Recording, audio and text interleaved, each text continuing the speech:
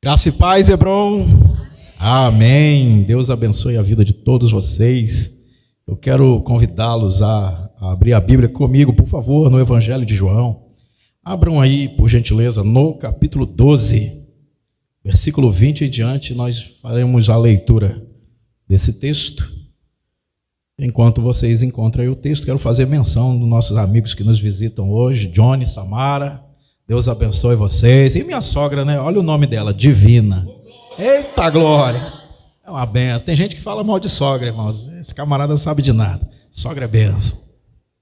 Evangelho de João, capítulo 12, versículo 20, diz assim a palavra do Senhor. Havia alguns gregos entre os que costumavam subir para adorar na festa.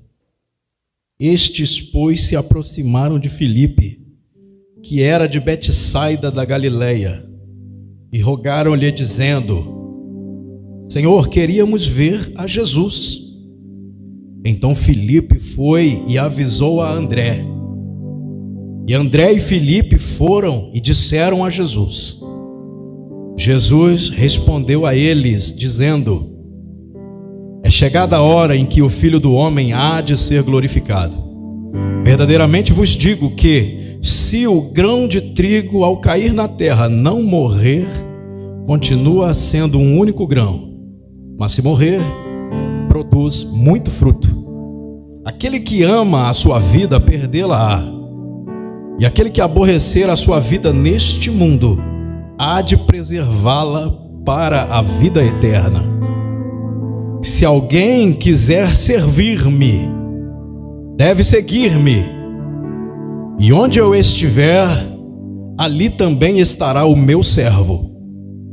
Se alguém me servir, o meu Pai o honrará. Agora está turbada a minha alma, e o que diria eu? Pai, salva-me desta hora? Mas se foi para esta hora que eu vim.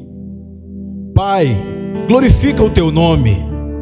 Então veio uma voz do céu dizendo: Já o tenho glorificado, e outra vez o glorificarei. A multidão que estava ali presente e que ouvira a voz, dizia que tinha sido um trovão. Outros diziam: Foi um anjo que falou. E respondeu Jesus e disse: Não veio esta voz por minha causa, senão por vossa causa. Esta é a hora do juízo deste mundo. E agora será expulso o príncipe deste mundo. E eu, quando for levantado da terra, todos atrairei a mim. Amém? Aleluia!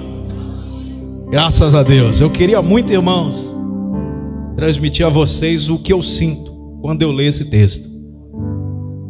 Eu vou, pela graça de Deus, tentar explicar o que é que eu entendo desta passagem. Esse texto é profundo demais. O Evangelho de João é diferenciado, né? Ele não é como os outros 3 livros do Evangelho. Ele é chamado de não sinótico. Ele não tem o mesmo ponto de vista, né? Começa já da ótica celeste. Enquanto os outros começam a falar do homem Jesus, da descendência dele, quem é o pai dele, quem é a mãe dele, João não está preocupado com nada disso. Ele começa assim: no princípio era o verbo, e o verbo estava com Deus, e o verbo era Deus. Ele estava no princípio com Deus. Todas as coisas foram feitas por ele, e sem ele nada do que foi feito se fez. Esse é o Evangelho de João. É diferente. Quando a gente chega aqui no capítulo 12, é importante que os eventos de que eu quero tratar nesse capítulo, eles são desencadeados a partir da morte de Lázaro. Vocês conhecem bem a história, né? O Lázaro morreu, ficou 4 dias sepultado. Jesus ressuscitou Lázaro. E isso causou, imagine só, isso causou um rebuliço em Jerusalém. Betânia ficava a menos de 3 quilômetros de Jerusalém, cerca de 2.700 metros. Era muito próximo. Os judeus ficaram irados, porque agora eles tinham 2 problemas. Jesus e Lázaro. Eles queriam matar os dois. Queriam matar a Jesus e agora também queriam matar Lázaro, porque tinha gente indo ver mais Lázaro do que Jesus. Jesus não se preocupava. Se você ler o capítulo 12, lá no comecinho, Lázaro vai dar uma festa. Faltam 6 dias para a Páscoa. Lázaro vai dar uma festa. Ele está à mesa comendo com Jesus. Marta está servindo a mesa, servindo os convidados. E Maria entra em cena adorando. O bálsamo toma um ambiente, um negócio tremendo. E no finalzinho o texto diz assim: que os judeus iam lá para ver Lázaro e também Jesus. Jesus não sentia dor de cotovelo por isso, porque ele é muito bem resolvido. Não tem problema nenhum se você veio aqui, aleluia, ouvir uma boa canção do Ministério de Louvor, né? Ou ter um conforto a mais, porque Jesus vai ser em tudo isso glorificado. Tudo é para a glória dele, amém? Tudo é para a glória dele.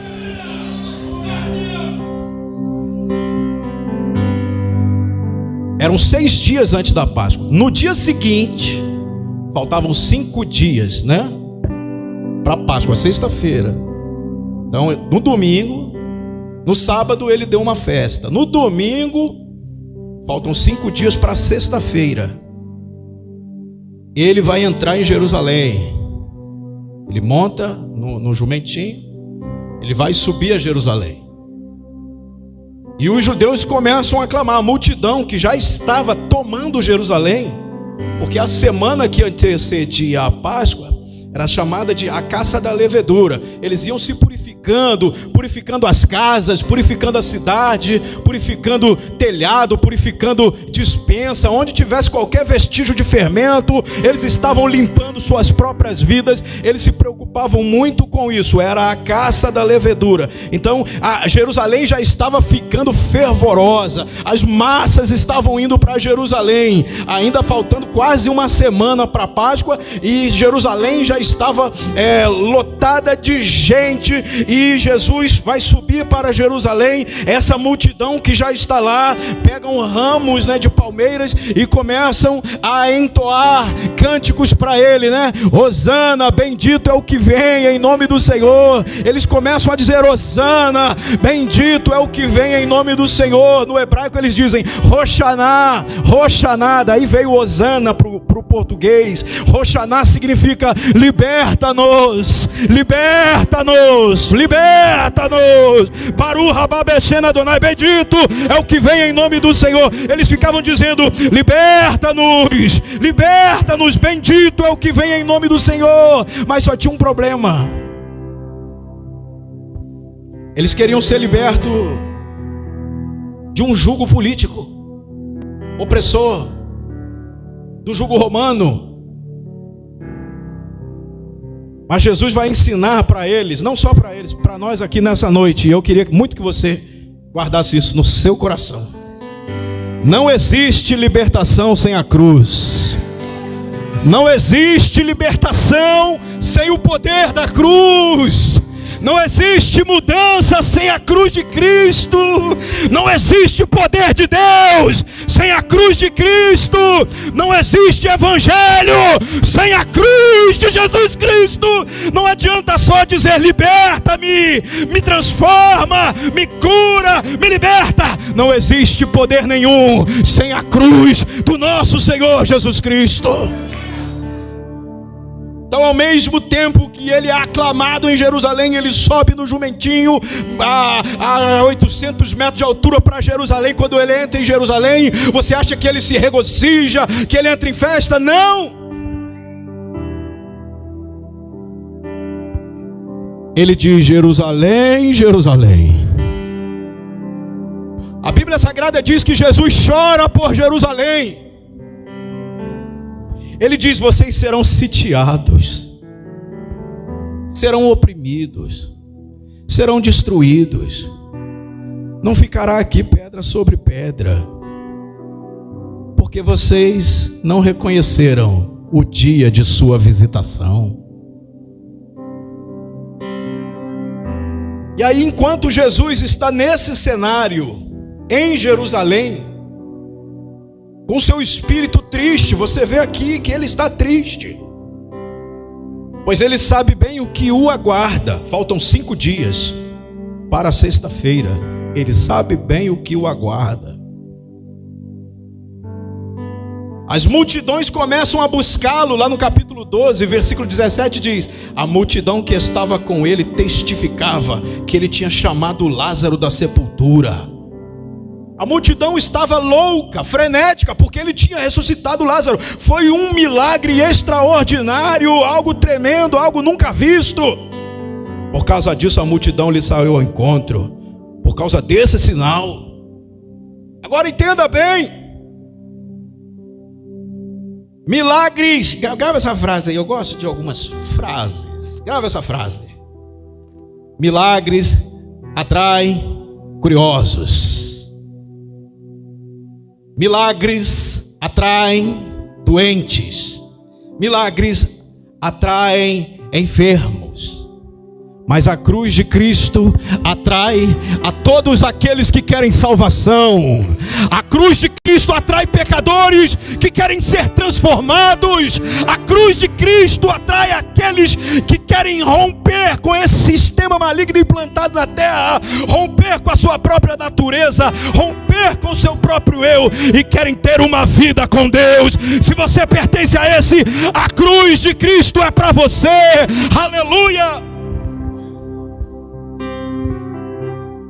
E Jesus estava acostumado com isso, irmão. Gente que ia atrás dele só por interesse, não por aquilo que ele era, mas pelas coisas que ele fazia.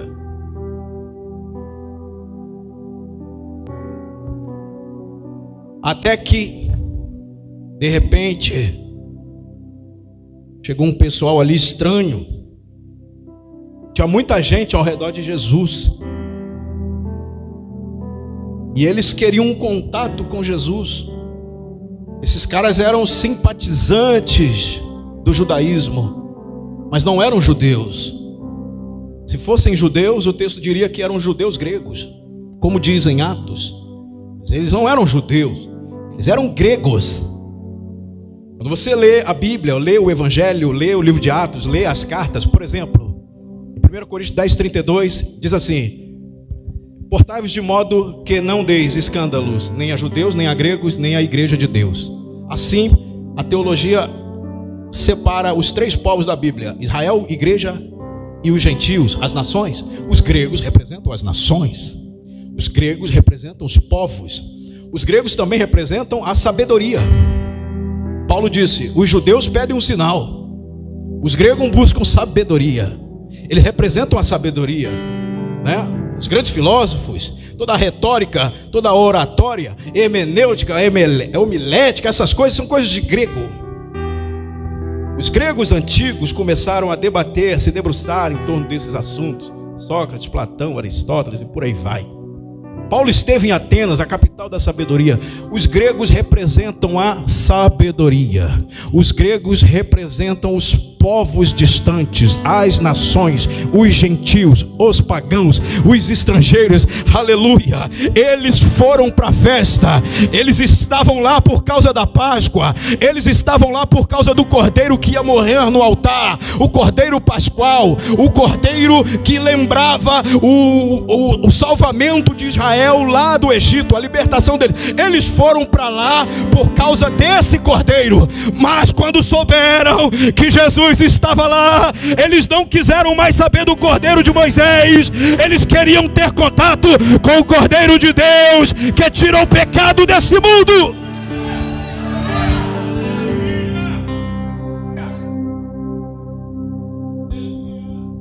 Aqueles que buscavam sabedoria, aqueles que eram amantes do sofia, do sofos, do saber, aqueles que eram amantes da palavra, da retórica, aqueles que eram amantes da oratória, aqueles que eram amantes do saber, foram lá porque queriam ter o contato com o Logos vivo, a palavra viva, a palavra eterna, aquela que não foi escrita em pedra, aquela que se fez carne e habitou entre nós, cheio de graça e de verdade, Jesus Cristo, o Verbo de Deus.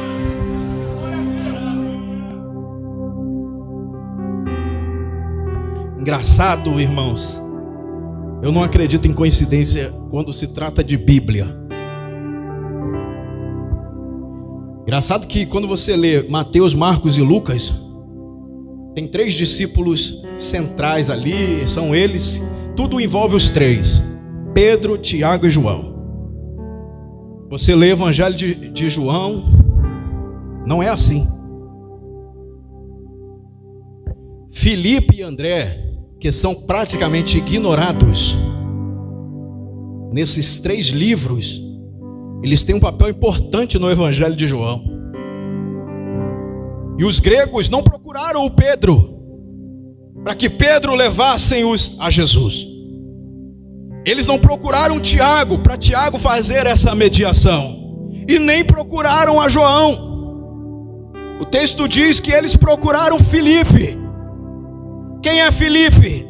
Um apóstolo, um discípulo anônimo, que não tinha tanta relevância, que de acordo com os outros evangelhos, nem pertenciam ao rol de íntimos do Senhor Jesus. Pastor, o que você quer dizer com isso? Eu quero dizer que não importa se você é pastor, se você é profeta, se você é apóstolo, se você é mestre, se você é evangelista, o que importa é que tem gente que está querendo ver Jesus na tua vida.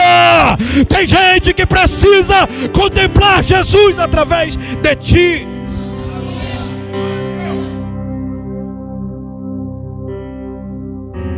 Filipe era um evangelista, irmão. Estava no sangue dele. Quando Jesus chamou ele, a primeira coisa que ele fez foi chamar outro. Os gregos não foram atrás de Pedro. E você vê, poxa, Pedro, um dos pilares da igreja, um pilar apostólico. Mas quem ganhou Pedro foi André.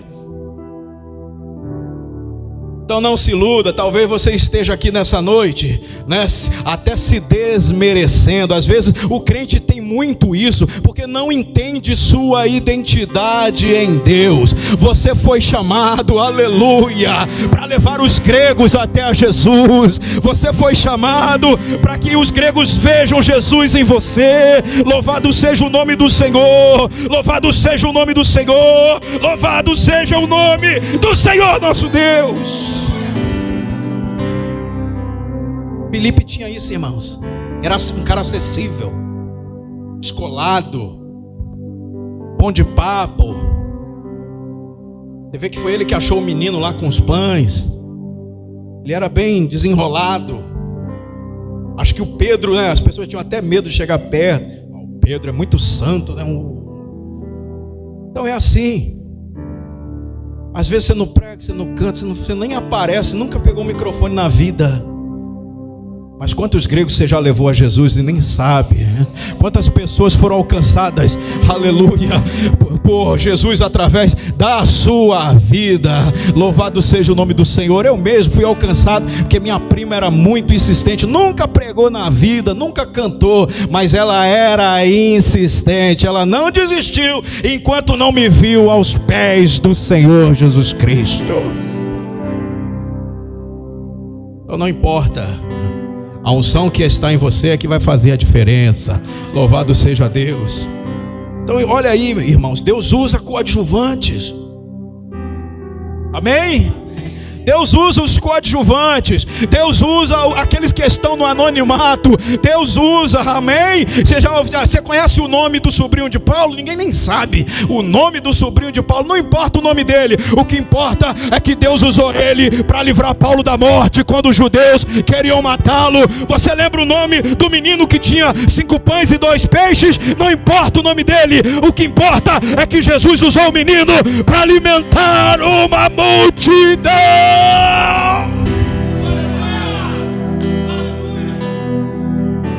Deus usa aqueles que Ele quer usar. Ele usou Filipe, porque Filipe tinha, irmãos, esse jeito de lidar com as pessoas. Filipe é um nome grego, você sabia?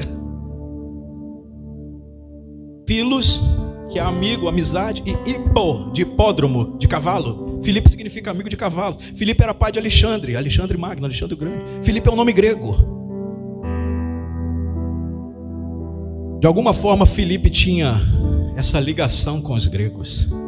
Então aprenda isso. Você precisa saber lidar com as pessoas. Não fuja das pessoas, não julgue as pessoas, não critique as pessoas. Jesus quer usar você para trazer essas pessoas até a presença dele. Aleluia. Às vezes o camarada, irmão, é tão santo, tão santo, tão santo, que ninguém nem chega perto dele. Tem até medo desse cara. É santo demais, é inacessível, né?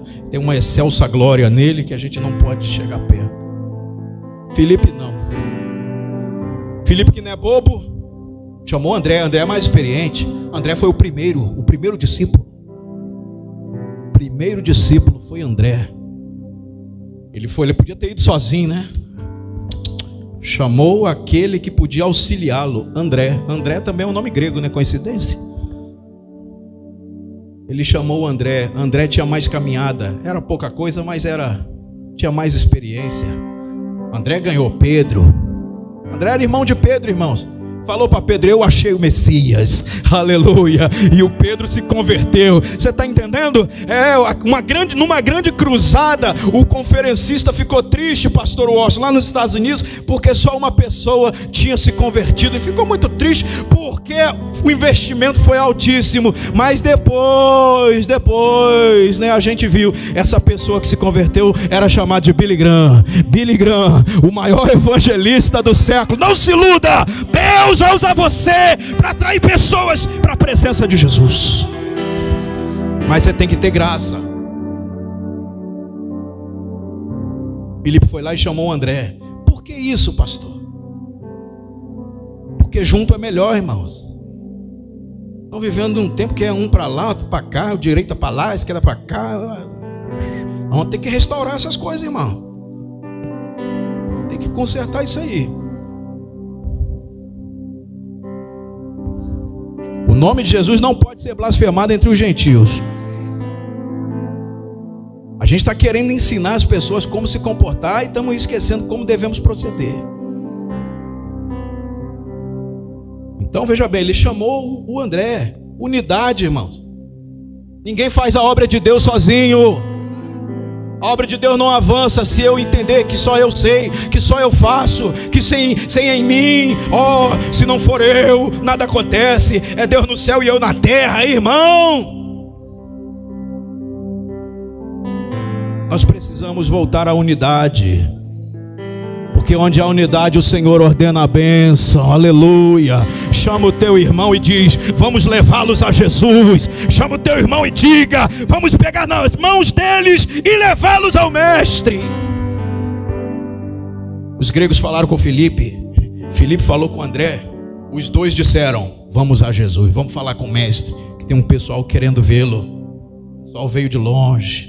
Os gregos estão querendo ver Jesus. Irmãos, os judeus rejeitavam Jesus, mas os gregos queriam vê-lo. Vai ser sempre assim, tá? Não se iluda. Ninguém é unanimidade. Nem Jesus foi unanimidade. Você também não é unanimidade. Tem uma mensagem que eu preguei um tempo atrás aqui. Você precisa saber lidar com a rejeição. Jesus foi rejeitado pelos judeus. Não tem problema. Ele veio para o que era seu, mas os seus não o receberam. Mas a todos quanto o receberam, deu-lhes o direito de serem chamados filhos de Deus.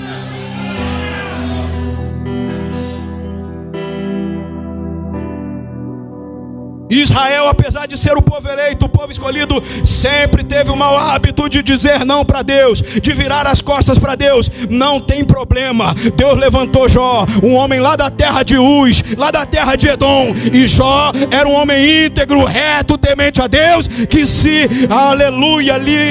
desviava do mal. Deus sempre vai ter alguém para adorar o nome dele, irmãos. Enquanto o povo de Israel estava lá 430 anos no Egito, sofrendo, escravizado, Moisés fugindo, Deus tinha um homem lá em Midian chamado Jetro, que era sacerdote do Deus Altíssimo, aleluia. Enquanto Abraão estava lá tratando suas guerras, suas batalhas, Deus já tinha um sacerdote em Salém, Melquisedeque, sacerdote do Deus Altíssimo. Enquanto Israel estava preocupado em invadir a terra, tomar a terra, tinha uma prostituta lá em cima da muralha dizendo: Ele é Deus em cima no céu e também é Deus embaixo na terra, aleluia. Lá em Moabe tinha uma viuvinha que disse para Noemi: a partir de agora, para onde você for, eu também irei. Não inste mais comigo, não insista para que eu não vá, porque onde é que tu fores eu irei, onde tu pisares pisarei, onde tu pousares pousarei. O teu Deus será o meu Deus, o teu povo será o meu povo. Louvado seja Deus. Preste atenção, irmãos. Deus não tem religião. Deus é o Deus das nações, Deus é o Deus de todos os povos, Deus é o Deus de toda criatura, de toda tribo, toda língua, todo povo, toda nação, aleluia. Deus não é só nosso, nós precisamos levá-los a Cristo. A rainha de Sabá saiu dos confins da terra para ver a glória de Salomão, o Deus de Salomão. Jesus cita isso, né? Naamã foi curado. São os estrangeiros, irmãos. Isaías disse: um povo que não me conhecia, um povo que não me conhecia, louvará o meu nome. Graças a Deus. Os gregos, enquanto os judeus estão rejeitando, os gregos querem conhecê-lo. Enquanto os judeus não querem tê-lo no convívio, os gregos querem contemplá-lo. Queridos, eles querem ver Jesus. Não é só ver, eles querem ver, eles querem ouvir, eles querem tocar, eles querem aprender, eles querem receber a palavra do Mestre. Louvado seja o nome do Senhor. Ver Jesus é ou precisa ser o maior sonho de todo crente. Paulo disse que hoje a gente vê como que por um espelho embaçado, mas naquele dia nós o veremos como Ele é. Esse bendito dia está chegando, irmãos. Os dois foram a Jesus e disseram: Mestre, os gregos querem te ver. Jesus ficou feliz e ele disse: é chegada a hora em que o Filho do Homem há de ser glorificado. Louvado seja Deus. É chegado a hora em que o Filho do Homem há de ser glorificado. Vocês sabem quando Jesus foi glorificado? Não foi quando ele ressuscitou. Ele disse para Maria: não me toqueis, porque ainda não subi para o Pai. Ele foi glorificado quando ele foi recebido nas alturas. Capítulo 1 de Hebreus, quando ele foi recebido nas alturas, ele foi glorificado. Então como é que ele está dizendo que chegou a hora de ser glorificado? Ele está ensinando para nós. A glorificação começa com a cruz, aleluia. A cruz é a chave para todas as bênçãos materiais e espirituais. A cruz de Cristo desencadeia todos os propósitos de Deus para a humanidade. A cruz de Cristo desencadeia tudo aquilo que Ele tem preparado para as nossas vidas. E Ele vai fazer um convite para todos aqueles que quiserem, para que tomem também a sua cruz.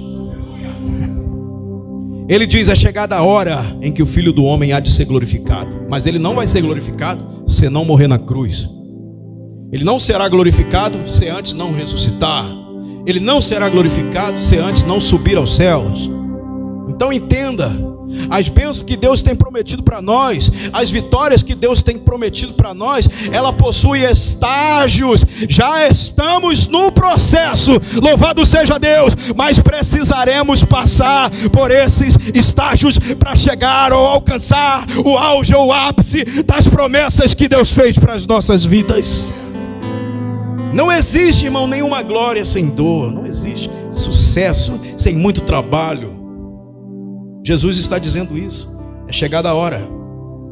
Aí ele ensina no verso 24: eu digo a vocês verdadeiramente que se o grão de trigo não morrer, ele vai ficar sozinho. Vai ser para sempre um grão de trigo só, apenas isso.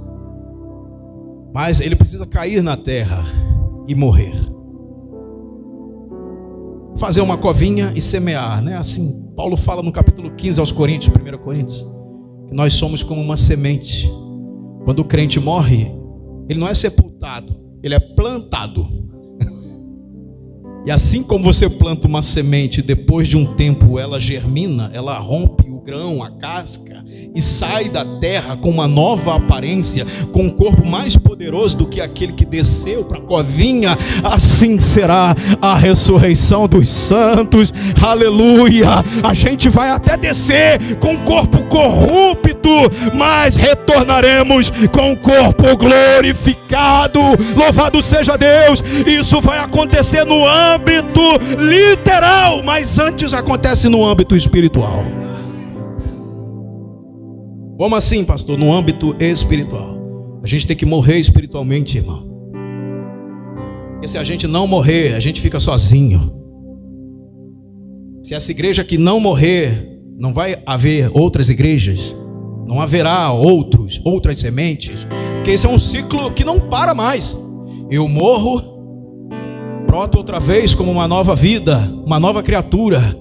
E aí eu abençoo outras vidas, e essa outra vida abençoa outra vida, e essa outra vida vai abençoando outra vida, e o ciclo só para na eternidade. Aleluia! Jesus está dizendo: o grão de trigo precisa morrer. Se ele não morrer, vai ficar sozinho, mas se ele morrer, vai gerar muito fruto. Ele estava falando dele: eu vou morrer, mas depois que eu sair da cova, aleluia, vou dar muita vida, vida com abundância, vou dar muito fruto. Entenda a dimensão disso. Você só está aqui porque um dia a semente de Cristo foi colocada na terra, porque o corpo de Cristo foi sepultado, porque ele morreu na cruz do Calvário. Se ele não morre, nós não estaríamos aqui. Ele é o grão de trigo, aleluia, que morreu. Ele é o grão de trigo que é moído. Ele é o grão de trigo que vira pão. Ele é o grão de trigo que é alimento. Ele é o grão de trigo que dá vida. Ele é o pão do céu, aleluia, que nos dá vida eterna. Se ele não morre, a gente não ganha vida. Se ele não morre, a gente não pode cear ou cear. Se ele não morre, a gente não tem direito de receber o perdão dos pecados. Ele está dizendo: é preciso o grão de trigo morrer, porque se ele não morrer, ele vai ficar sozinho. Mas quando ele morrer, ele vai gerar muitos frutos. O grão morre, brota, vira aquele grande feixe, várias espiguinhas de trigo, né? Aqueles feixes bonitos de trigo, tá vendo ali? É muito trigo, irmão. Um grão só é muito trigo. Louvado seja o nome do Senhor. Ele está dizendo: vou dar muito fruto depois que eu morrer. Louvado seja Deus. Não é um assunto fácil. Ele vai dissertando no verso 25 e diz: aquele que ama a sua vida vai perdê-la, tem que perdê-la. Se você não abriu mão de sua vida passada, você ainda não teve um encontro com Cristo.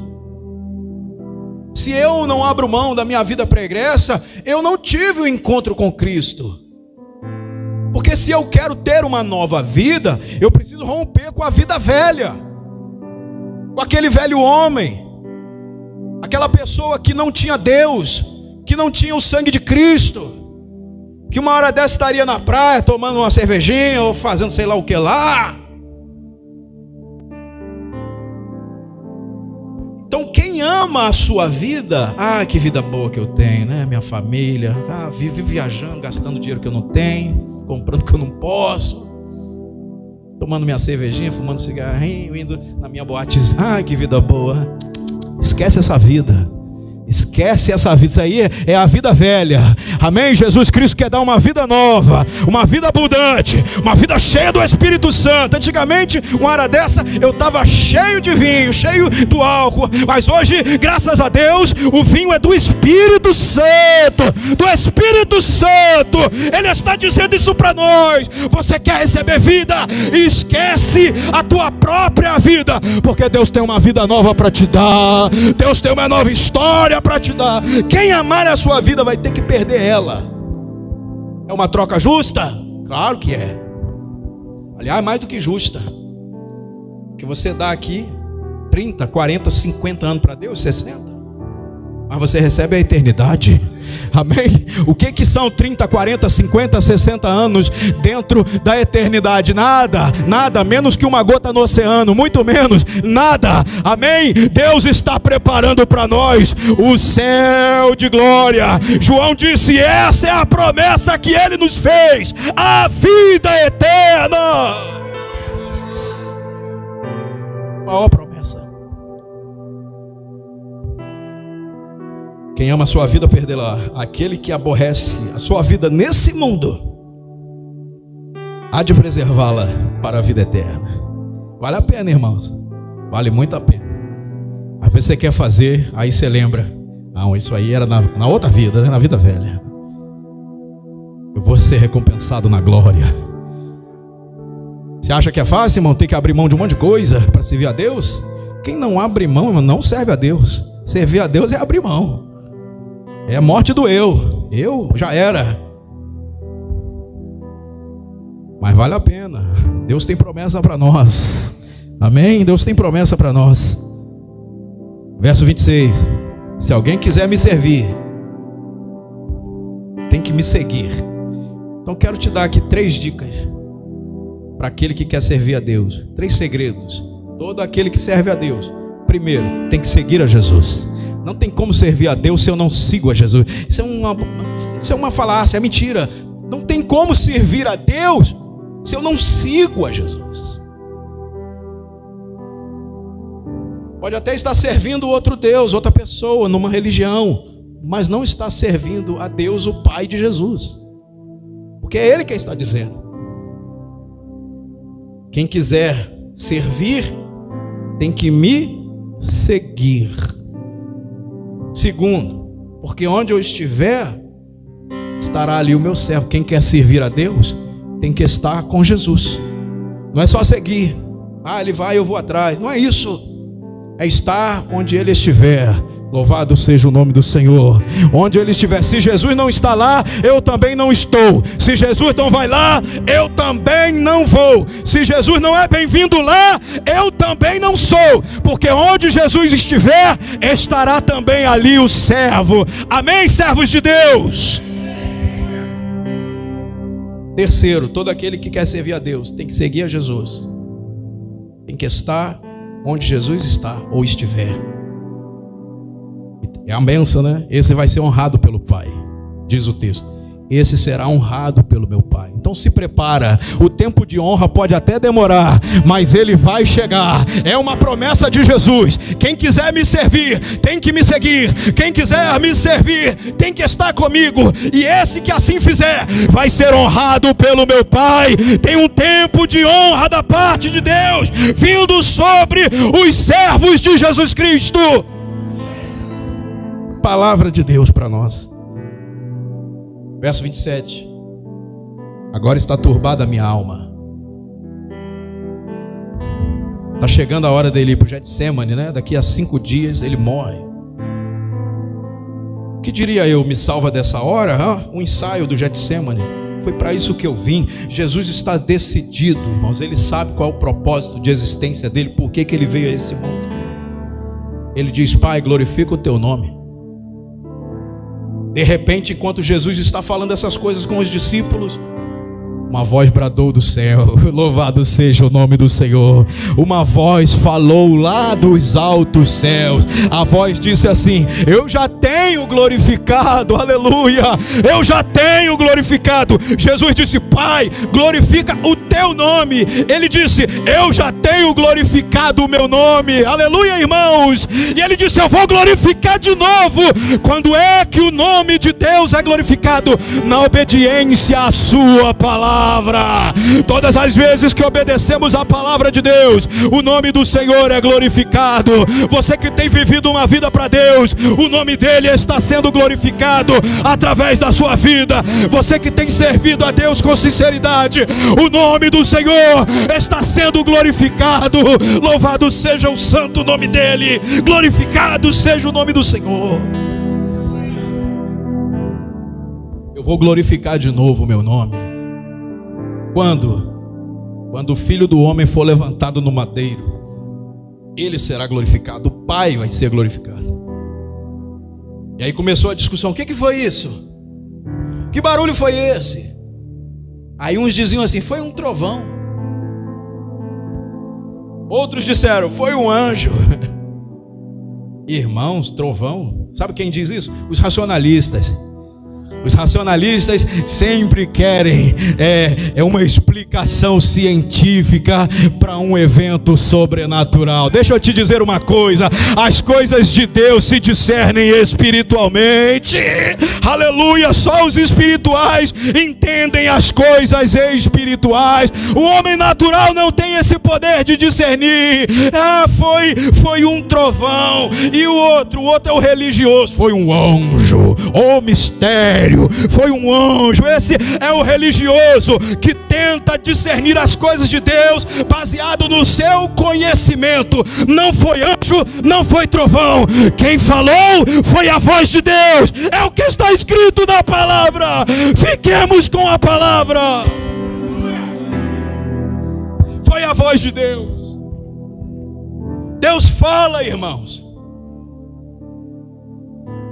A terceira vez que Deus fala no livro do Evangelho, Ele falou lá no batismo: é meu filho amado, em quem me comprazo. Ele falou no cume do monte da transfiguração: é meu filho amado. Aí ele ouvia: é meu filho. Ele falou aqui de novo: eu tenho glorificado o meu nome, eu vou glorificar outra vez. Deus continua falando, mas a igreja não quer ouvir, irmãos. Deus está falando. Pastor, nenhum profeta falou. Que profeta? Profeta serve a palavra de Deus. Profeta está a serviço da palavra de Deus. Se o profeta profetizar o que não está escrito na palavra, o profeta não é profeta de Deus. Nós temos Deus falando conosco todos os dias. Pastor, o senhor não crê em profeta? Creio nos profetas, mas creio em profeta bíblico, profeta que profetiza o que Deus mandou falar, profeta que fala o que a Bíblia assegura e afirma. Se ele pregou, se ele falou o que Deus não falou, então eu não entendo que é um profeta de Deus.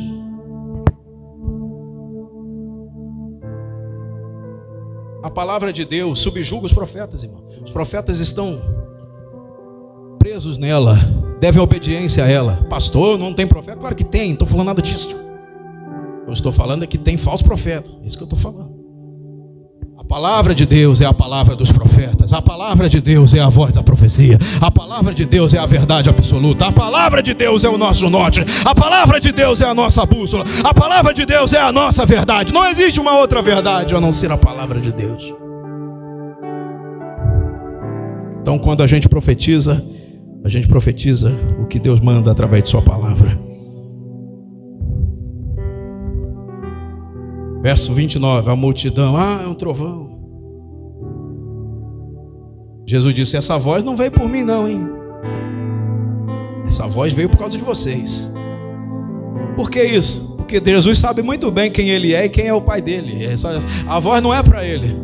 Você acha que quando Deus falou lá no batismo: esse é meu filho amado, aí Jesus: oh Pai, obrigado, hein, eu sou teu filho. Claro que não. Essa voz não é para Ele. Essa voz é para que todo mundo saiba que Ele é o Filho de Deus. Amém? Jesus Cristo é o Filho de Deus. Ele e o Pai têm uma conexão perfeita, porque ambos são um.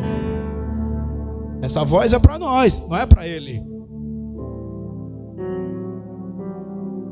Então ele diz assim: é a hora do juízo desse mundo. Chegou a hora. E agora será expulso o príncipe desse mundo. Jesus está dizendo: começou a batalha, começou a grande guerra, começou o grande conflito. Nada da Ellen White não, né? O grande conflito espiritual. Começou a batalha, começou a guerra, e esse mundo já está julgado. Eu venci esse mundo, aleluia. Satanás já está derrotado. Eu venci Satanás. Amém, irmão? Você tem medo do diabo? Tenha não. Jesus venceu Satanás, venceu na cruz, venceu no madeiro, subjugou o diabo, sujeitou esse mundo. Tudo está debaixo de seus pés.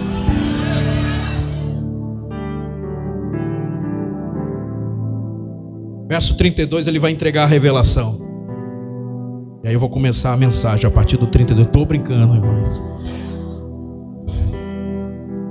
E quando eu for levantado da terra, todos atrairei a mim. Todos. O verso 33 vai explicar o que ele disse no 32. Ele falou isso, o verso 33, para explicar, para revelar que tipo de morte ele ia morrer. Então ele está falando da cruz no 32. Ele está falando assim: quando eu ficar entre o céu e a terra pendurado, quando eu for levantado da terra, eu vou atrair todo mundo para mim.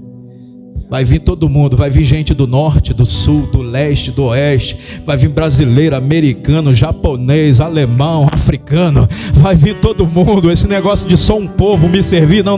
Quando eu for levantado da terra, todos virão a mim, aleluia. Porque o sangue de Jesus tem esse poder, irmãos. O sangue de Jesus tem esse poder de atrair aqueles que necessitam de salvação, de atrair aqueles que necessitam de redenção, aleluia. A teologia da prosperidade é muito boa, a teologia do triunfalismo é muito boa, ela te deixa feliz, você sai daqui regozijando, mas é a mensagem da cruz, é a mensagem da cruz, é o sangue do Cordeiro que atrai os moribundos pecadores, que atrai os miseráveis condenados, que atrai aquele que está indo para o inferno.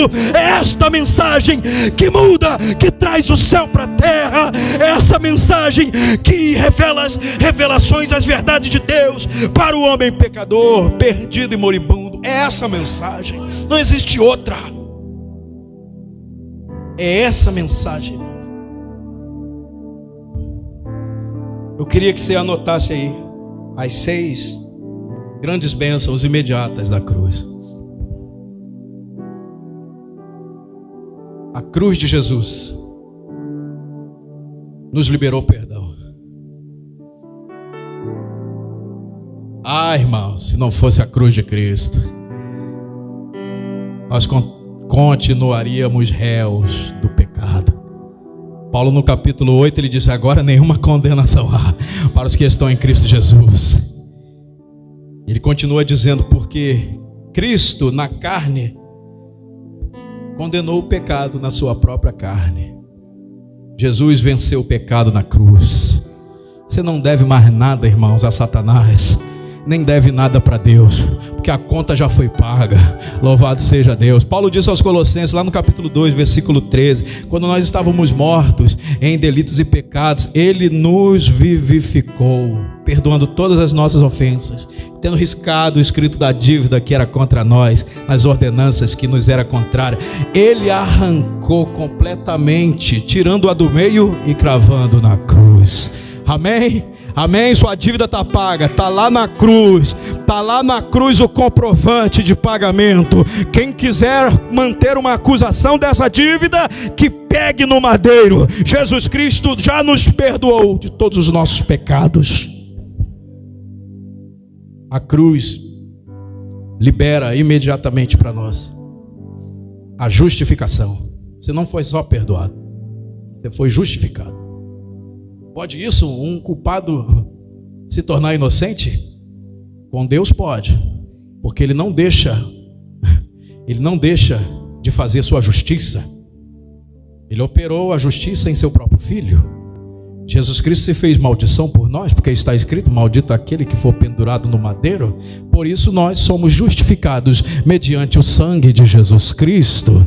Quando não havia nenhum justo, nenhum sequer, o justo de Deus, Jesus Cristo, o Jeová Tsidkenu, a justiça nossa, morreu para nos justificar de todas as nossas ofensas. Hoje, quando Deus olha para nós, Ele não vê mais injustos, Ele vê uma igreja remida pelo sangue do Cordeiro, justificados pelo sangue do nosso Senhor Jesus Cristo. A cruz de Cristo libera para nós perdão, justificação, adoção. Você deixou de ser uma criatura moribunda e passou a ser filho de Deus. Amém? Você nasceu outra vez e agora foi adotado como filho. Amém? Esse espírito, nós não temos o espírito de escravidão, disse Paulo aos Romanos no capítulo 8. Nós temos o espírito Espírito de adoção, o qual clamamos: Abba Pai, Abba Pai. E o mesmo Espírito, com E maiúsculo, testifica com o nosso Espírito, com E minúsculo, que nós somos filhos de Deus. Amém? Você tem essa certeza? Glória a Deus, por favor, dê um glória a Deus. Se você é um filho de Deus, você foi adotado. Aleluia! A cruz produz imediatamente santificação. Pastor, eu não sou santo. Para de falar bobagem. Jesus te santificou. Louvado seja o nome do Senhor. Louvado seja o nome do Senhor. Você foi santificado pelo sangue de Cristo e precisa imediatamente entrar no processo de santificação, que é a continuidade da santidade, é a continuidade do ato. Continue entendendo que nós precisamos andar no Espírito e não na carne, mas Ele nos santificou, porque o sangue de Jesus Cristo nos santifica, nos purifica. A cruz nos autoriza.